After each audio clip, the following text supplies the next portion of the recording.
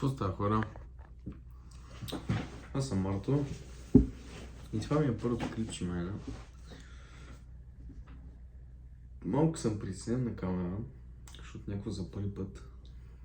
За първи път ми е да говоря с камера от много дълго време, защото като съм бил по-малък, съм имал някакъв период, дето съм правил някакви глупости, това, съм се правил на ютубър. Ама сега искам да го взема на сериозно, защото е нещо, което наистина от много малък искам да правя. И винаги ми е било кеф да гледам хората правят пари от това нещо, работят това нещо, харесва им това нещо, нали. И имам много замисъл за тези всичките видеа, примерно мейнстрим, примерно MrBeast, българския YouTube, може би Преслав Ретел Иванов, The Clashers. Това са, може би, едни от най-хардворкинг, според мен, ютубери в момента, тъй като аз не гледам напоследък много YouTube, но просто искам и аз да влезам в тази сфера, тъй като мисля, че имам някакъв потенциал за това нещо. Щом те могат да го правят, защо и аз да не мога да го правя. И днес съм тук, за да го докажа това нещо, за да видят всички, че от мен може да стане нещо. А не по цял ден да седя, да не правя нищо, да гледам в една точка, да си гледам смотания телефон, някакви пълни глупости, да не правя нищо с живота си. Мен това ми омръзна, разбирате ли? Мен ми омръзна аз да седя и да не правя нищо. И сега се взимам в ръце, почвам да правя нещо, което на мен се надявам да ми хареса, защото се опитвам да го правя това нещо. Не съм специалист, не съм с опит. Искам да го разберете това всички, които ме гледате в момента. Но аз искам да правя нещо с живота си и имам цел. Имам цел в живота ми. И просто днес искам да говорим за това нещо, как в днешно време онлайн пари могат да се правят толкова лесно. И всичко ни е на една ръка разстояние от телефоните си, от компютрите си, от вкъщи, просто от техника. Всичко в днешно време е толкова лесно направено, създадено за човешките нужди. Имаме такива удобства, които до сега никога не е имало. И просто всяко едно поколение може да се развива толкова много в тези насоки, вместо да седим и да не правим нищо. Разбирате ли? Просто трябва да се вземем в ръце, да намерим нещо, което на нас ни харесва. Не казвам, че е лесно, но всичко става с желание. Защото без желание ти не можеш да направиш нищо. Аз имам намерение да почна бокс сериозно, за да сваля килограми, да променя себе си, да почна да изкарвам пари. Аз съм на 16 години, хора. Не мисля, че трябва да чакам до последния момент аз да става на 19 години, да завърша, да отида в университет, да уча 7 години за лекар, след това евентуално да имам още 3 години трудов стаж и след това евентуално вече да започна да работя на някакво ниво, по-високо ниво, в което ще могат да ме вземат в някаква работа, нали, някаква по-сериозна работа, така. Няма смисъл да чакам до тогава, защото имам толкова много време пред мен. Аз за тези 10 години след училище мога да се развия толкова много. Университета не казвам, че не е важно нещо, защото все пак не за всеки е всичко.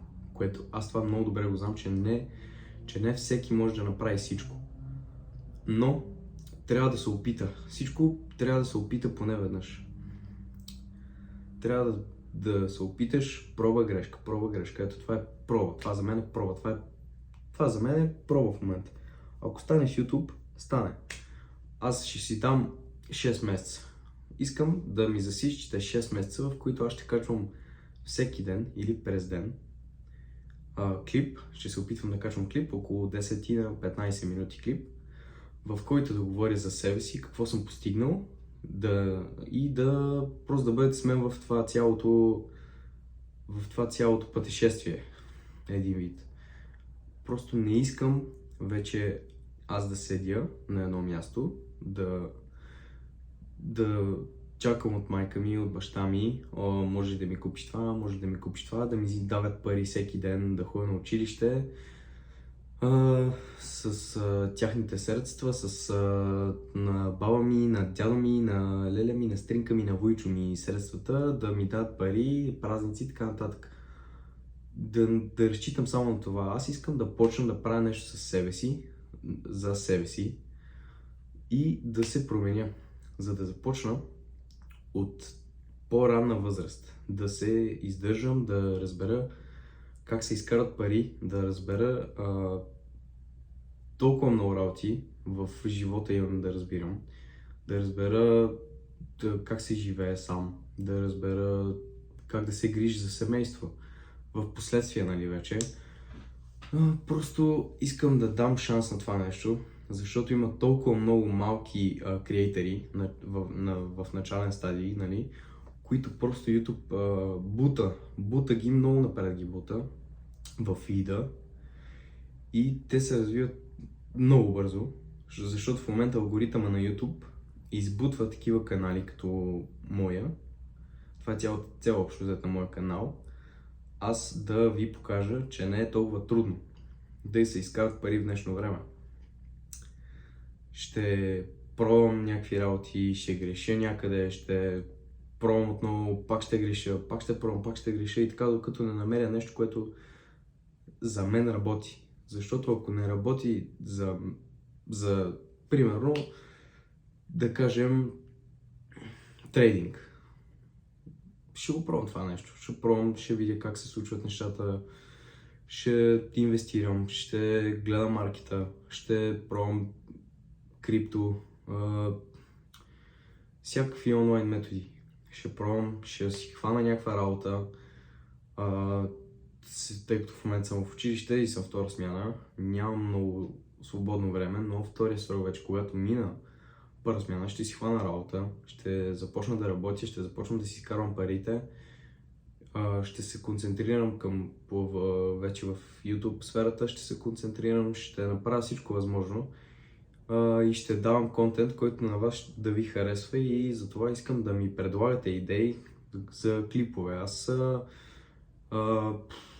мога да правя влогове навън, мога да направя каквото и да е. Просто ми дайте идея, аз ще го направя и евентуално в бъдеще вече, като разбера как стават всичките тези работи, които избрих преди малко, ще мога да ви покажа някакви методи. Надявам се да мога да си монетизирам канала в близките 3 месеца. Затова ми трябват 4000 часа watch time и още 1000 сабскрайбера, което не е лесно за събиране, особено в България, защото българският контент не се гледа от много хора, по-скоро от по-малките креатори не се гледа толкова много, колкото тези големите, нашумялите креатори. Но, например,